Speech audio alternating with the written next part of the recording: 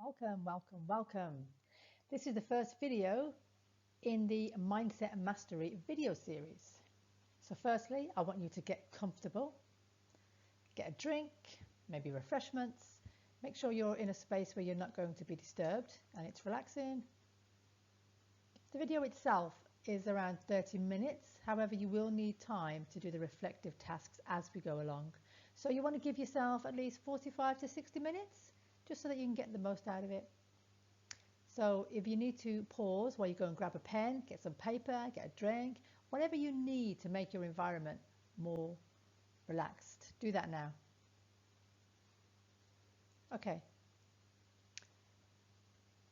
And then what I want you to do on your paper is firstly write down, what do you hope to get from this video? And then I want you to revisit that at the end and have a look at your list and did the video meet those expectations? Or what else did you get from the video? Then I'd like you to spend a few minutes answering these two questions. What does it mean to you?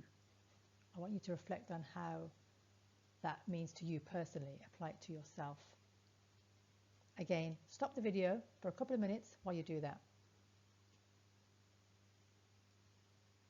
Okay, I just want you to reflect on how that activity was. Was it easy? Was it hard? Did you go into the flow? Did you go into a nice flow state and you was able just to answer the questions? Or did you find you had more questions and comments popping up in your head? So that's really your first task, an observation task, just to show you how the self-talk gets involved in anything you are doing. I mean, right now, we are in crucial times. There's just too many people looking outside of themselves for answers and help they will never find. And unfortunately, when all the narrative around us is all fear-based and there's nothing to reassure you that you will be okay, there's no advice telling you what will help. It's all negative, it's all low vibrational. I want to show you the quickest and most holistic path to self-mastery. It's time to move from being outside in, letting the external world affect how we think, act and behave, to inside out, having a strong core, stable, at peace, balanced, prepared for anything. So what is mindset mastery? I'll tell you what it isn't. It isn't just about managing thoughts. It's a mind, body and soul realignment. It's like a recalibration that's ensuring all parts are working together in harmony. And yes, it's deep. You will heal parts of you that you didn't even realize needed healing. It's cutting through the layers of who you are, but it is very liberating. It's a form of freedom. Go back to the thoughts. So up to 80,000 thoughts per day. I mean, who can manage that? Nobody. But it's interesting to add that 85% of those thoughts are negative. 95% are repetitive. And of those 95%, they all stem from the subconscious. So that's the part of the mind that is wired with all your past events, all your memories, your traumas, your experiences. So it's heavily programmed, mainly from childhood, but it will also capture any future significant events. So also what's that showing you is that the brain also doesn't have the capacity to think positive, and that's mainly due to that natural survival instincts, or filter you could say, which are fight, flight or freeze. So every encounter that we have requires a response, and it refers back to the subconscious mind for feedback of how to respond. And that's why our ego kicks in, and we may often want to become defensive, but it's just a form of self-preservation. So back to the point of positivity, it has to be manually added. It's got to be consistently programmed into the brain to get that natural place of optimism. It's actually a form of brain training. And that also suggests that if 95% of those thoughts are from our subconscious brain, That leaves only 5% where we're actually in our conscious brain. So that's a huge part of it, is how do we live more consciously? So here we have a simple definition of mastery, which is to be in control of self. So you could say self-accountable, regardless of anything outside of you, or in despite of everything outside of you. It also states fixed state of mind, which is different to a closed mind in that it's always open to growth and opportunity and being solution focused. So why do we think, act and behave the way we do? Why do some of us have more self-control than others? The easy answer is to say it's a conscious choice, but that's too simple, and we are very, very complex. And although no two humans have ever walked in the same shoes, we are all influenced by the same things, but differently, which I will soon move on to. But first, I want to just share a few fun facts about the brain. Now remember, the mind is the hard drive, if you like, but the brain is what powers it. So then brain performance is a significant factor in mindset mastery. So let's take a look at a few facts. So a few fun facts. About 75% of the brain is made up of water, which means that dehydration, even in small amounts, can have a negative effect on the brain functions. And when you consider we should be drinking 2 to 3 litres of water per day, that's in excess of 8 glasses of water. Brain storage capacity is virtually unlimited. So the more the neurons combine, the more storage is created. So every time you learn something new or do something new, you are creating more storage. And it's also where the phrase comes from, you are unlimited. There are up to 100 billion neurons and 100 trillion connections.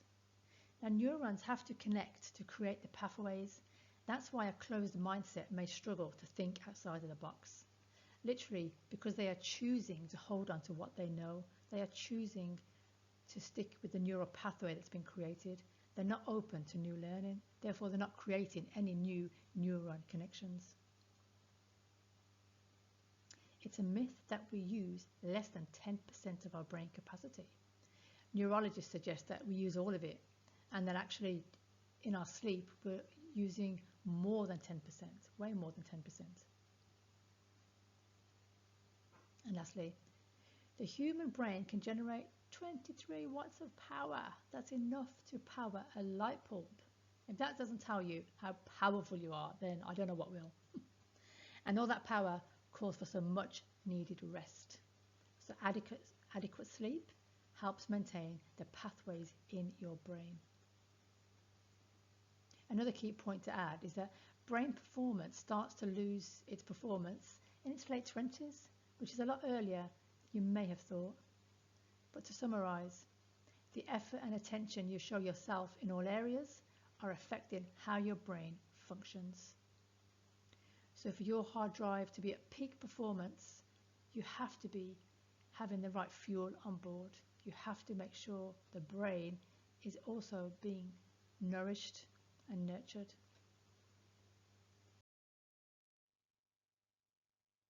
Your outlook on life, your attitude, massively affect how you feel, how you show up, your motivation levels, and more importantly, your decision making. What I'd like you to do now is on your paper and your book, make a list of all the things that you think contribute directly to your mindset. So they're personal to you, to your perspective, how you think, how you react. So pause the video and spend a couple of minutes just doing that now.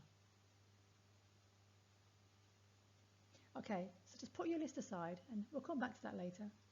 And now let's take a look at the 5 areas combined that are affecting your mindset. For me, this is the heart of the issue. Excuse the pun. But it's the main ingredient that can move us from a fixed mindset to a growth mindset. It's something we just was not taught. We wasn't taught to put ourselves first. We wasn't taught to love ourselves. We were taught the complete opposite. Always think of others first. Always put others before yourself. However, if you're not in a good place, how can you be there for others? And think of the aeroplane analogy. When the pilot reads out the health and safety information, what's the first thing you're told? Put your mask on first.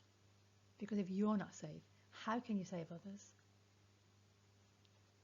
So the way we think about ourselves and the way we treat ourselves provides the frame for our perspective.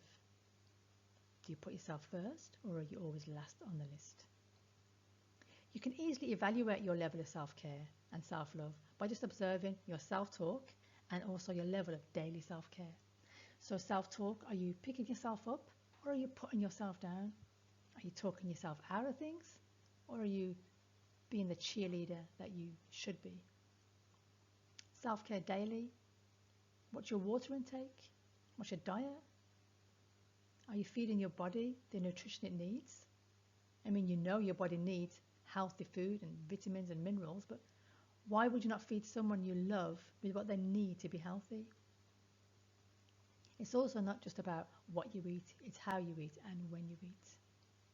Also, a lack of exercise or physical activity is directly linked to what you think about yourself. Okay, some more self-evaluation for you.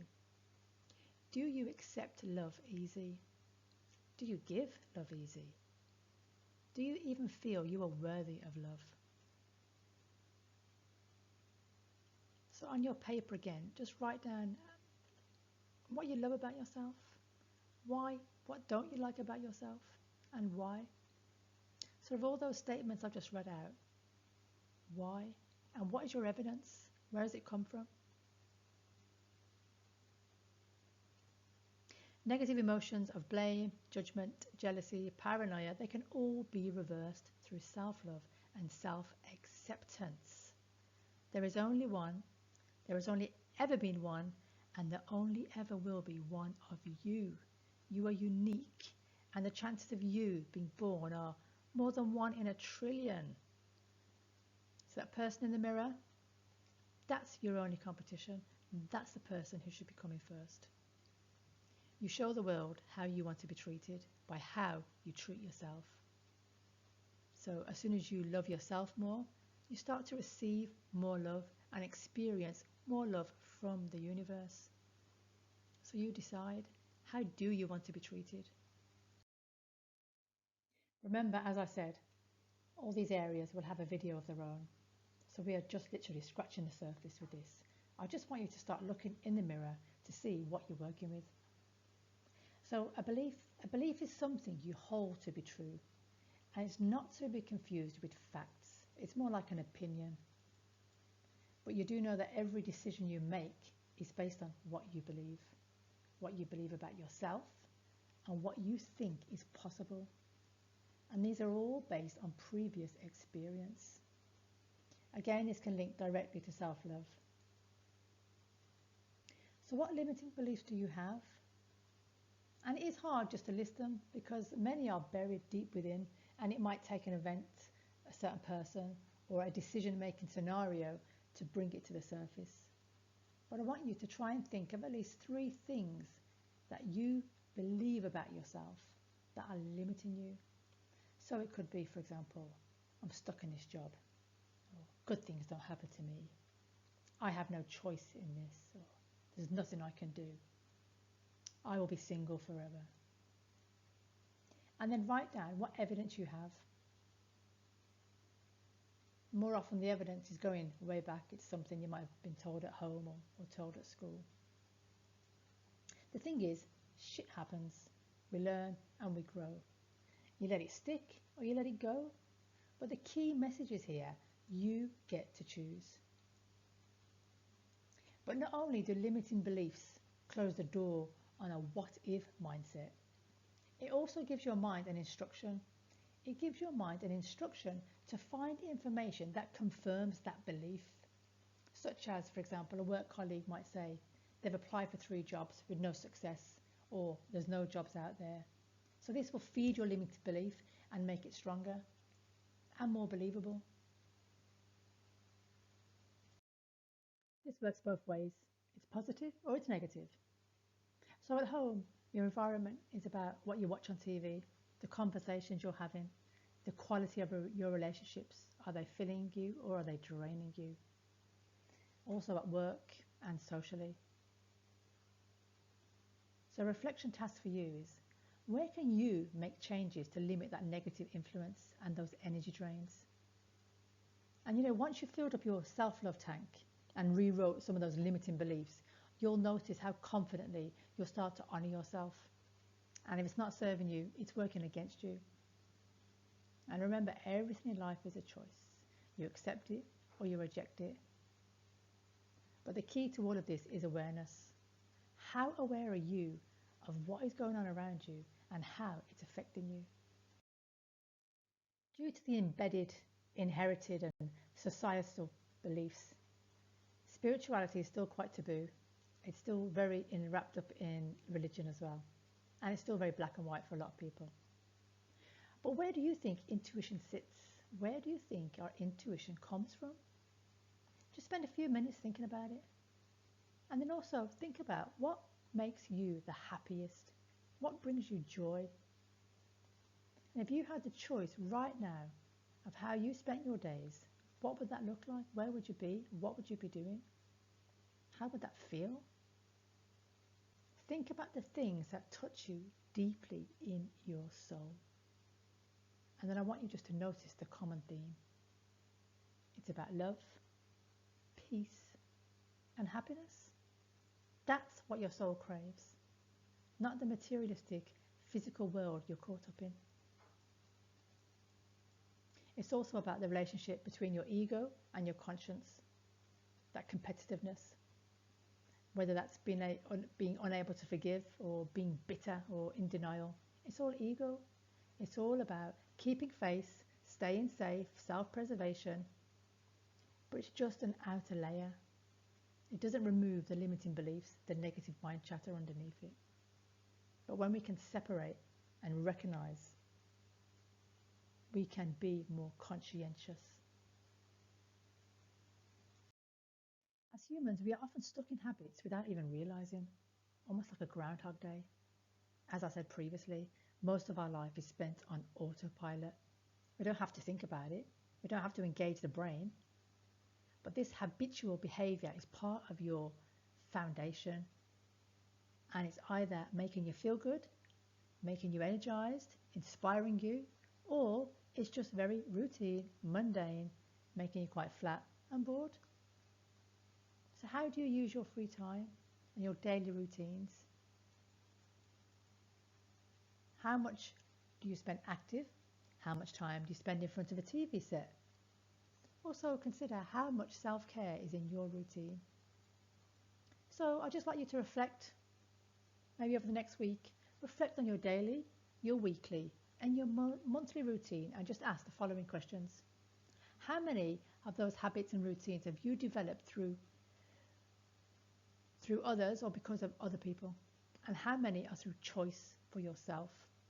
How many are just due to circumstances or ease, practicalities? And also, do these habits make you happy, or are they an easy distraction from choosing better habits? Do your routines and habits fill you with joy, or are you just going through the motions? Just consider those and start thinking about what habits you would like to replace some of them with. Where can you make changes to become more conscious as opposed to just living on autopilot? So in short, mindset mastery is about achieving mind, body and soul alignment. It's a balance of doing, being and feeling. Our lives run mainly on autopilot. We are born into a system telling us what to do, when to do it, how to do it, caught up in the cycle of get an education, get a good job, raise children, maintain a relationship and a happy home, and then rinse and repeat so it becomes automatic and monotonous. Then we're caught up in living our life for others, the expectations of others, from employers, to parents, to children and spouses. So caught up in what we are and what we can do, less of who we are. So we have little time to just be present with self, getting to know ourselves away from the noise and the many labels and the hats that we wear. When is the last time you asked yourself, who am I? Why am I here? Powerful questions. It's so hard to detach from the physical, the material, and the technology world. But we need to detach in order to make those deeper connections with our higher self, with our intuition, looking at the bigger picture. I mean, have you ever marveled at the cloud formations in the sky, or considered the thousands of species of animals, birds, trees, plants? We have taken the absolute magic and beauty of nature and the universe for granted. And no matter what your thoughts are on God, we have been created. We too are a part of nature, and whatever made nature made us. And we are the most intellectual species, yet we are so easily influenced and distracted. I would ask you, is that by accident or is that by design? And then we have the feeling aspect of us. And this is where I believe the soul comes into play. And because we haven't given it any time or attention to get to know it, we are just left with the feelings. The only way it can communicate with us is through our senses. So any feelings of anxiety, depression, worry, fear, anger, they're just pleas from the soul. They're calling you to you. There is work to be done that you are just not aware of because you're so busy doing and reacting to the physical world.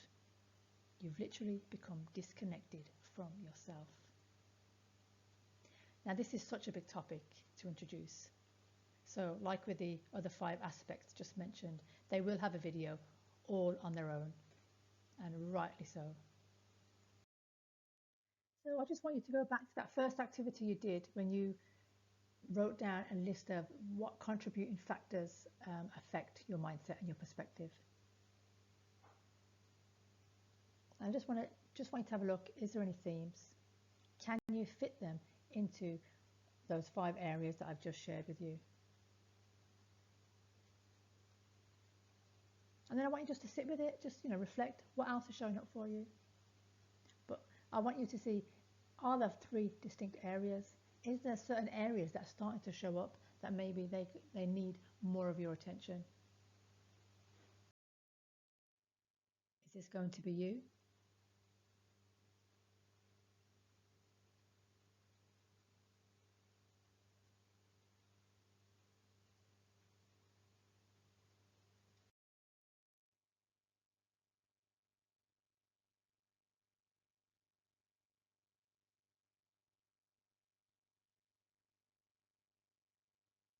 So yes, we are a product of our environment, society, family, school. Going back generations, it's all in our DNA, but we've been programmed and we've inherited certain values and certain beliefs.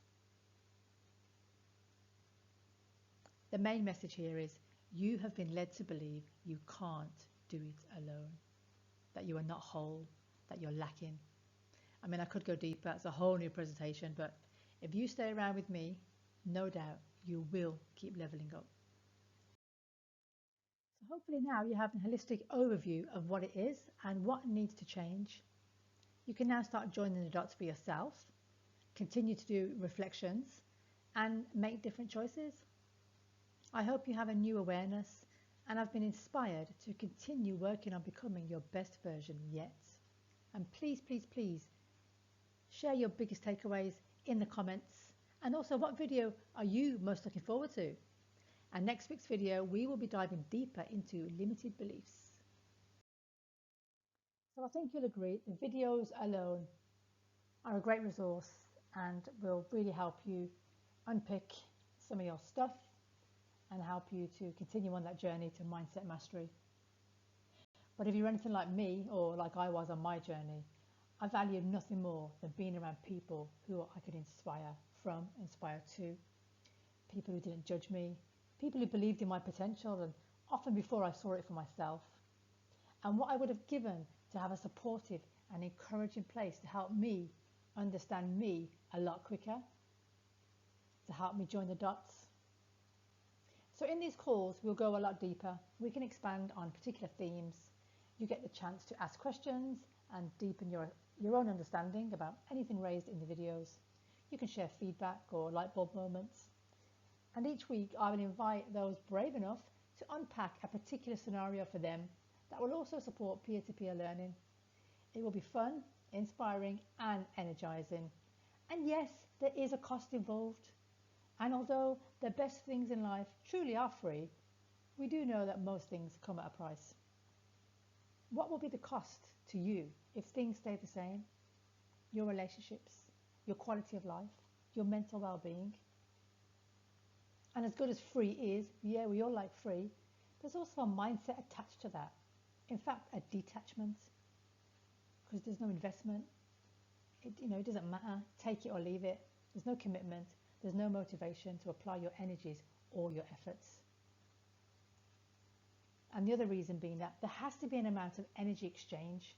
By you willing to pay, you're making a statement to your subconscious mind that you are deserving, that you do believe in yourself, and you're committed to do the inner work, and that you're worth it. Yeah, shoes and bags are great, and they make you feel good for a moment. But again, that's all being caught up in the materialistic world of look what I have. It's not going to help you weather the next storm. So yes, an energy exchange is necessary to show seriousness. It's also a self-care investment. And also, it's about me acknowledging my worth. My worth is also valuable. Plus, I know you'll get results if you apply the learning. And you'll see the first offer is a very introductory special offer of £11.11. And yes, I am a stickler for double numbers and the power of numbers, but that's for a whole new presentation. And on the right, you will see the more you pay in advance, the more discounts you will get. And there will be a very limited number of one-to-one places for weekly or fortnightly calls. So that's if you want it to be a little bit more private and tailored to your particular needs. So this is how it will work. Video upload on a Friday and then group calls by Zoom on a Tuesday. It will be over 10 weeks, 10 calls in the first instance. And then one-to-one calls will be available on Wednesdays or Fridays, but I am still quite flexible on that. And also, if need be, I will add a second call in the week so that you have two opportunities. So if everybody can't make a Tuesday, for example, I'm thinking of having a second call so you have two opportunities to attend. You attend one or the other, or you could attend both. But yeah, so that's something I'm thinking of doing as well. Thank you so much for your time and your ears, and I really, really hope you got some food for thought, some seeds sown. But now it's down to you to fertilize them. Please, please, please let me know in the comment section what your biggest takeaways were or your light bulb moments, and let me know what video you're looking forward to the most. And I can't wait to see you on the group calls and at the next video. Take care.